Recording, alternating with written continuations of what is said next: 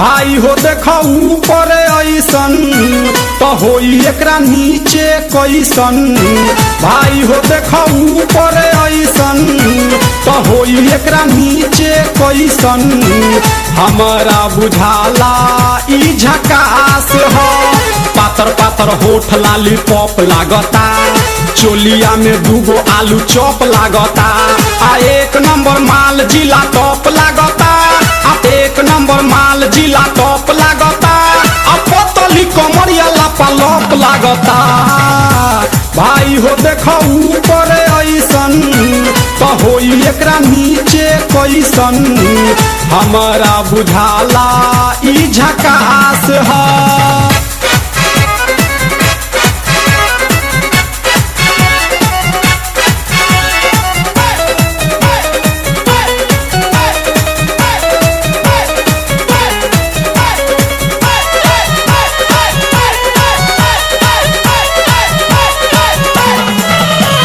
रहिया में खूब अगरा के चलेली, नौहिन के दिल धड़का के चलेली।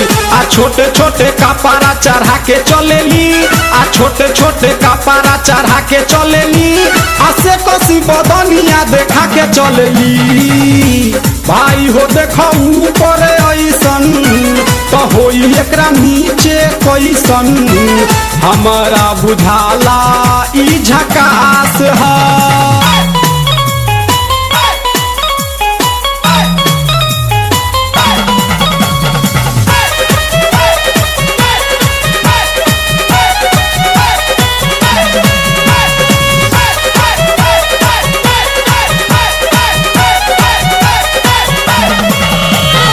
सोलह साल के एज में बेजोर लागेली, देखो देखो चांद ई चकोर लागेली। आ चढ़ल बा जवानी पोरे पोर लागेली, आ चढ़ल बा जवानी पोरे पोर लागेली। आ दिलवा चोरावे वाली चोर लागेली।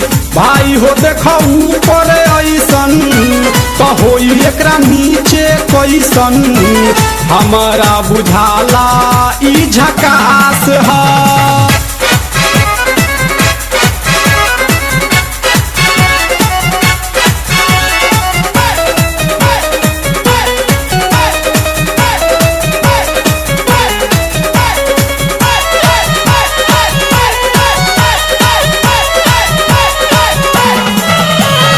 ऐसन माल पाई जे निहाल हो जाई, सकल बलमुआ अब कमाल हो जाई। आ फिर जेल जाए के सवाल हो जाई, आ फिर जेल जाए के सवाल हो जाई। आ लागता ई गाना पर बवाल हो जाई। भाई हो देखो ऊपर ऐसन तो होई एकरा नीचे कैसन। हमारा बुझाला ई झकास है। पातर पातर होठ लाली पॉप लागता, चोलिया में दूगो आलू चॉप लागता। आ एक नंबर माल जिला टॉप लागता, आ एक नंबर माल जिला टॉप लागता। आ पतली कमरिया लापालॉप लागता। भाई हो देखो ऊपर ऐसन तो होई एकरा नीचे कैसन। हमारा बुझाला ई झकास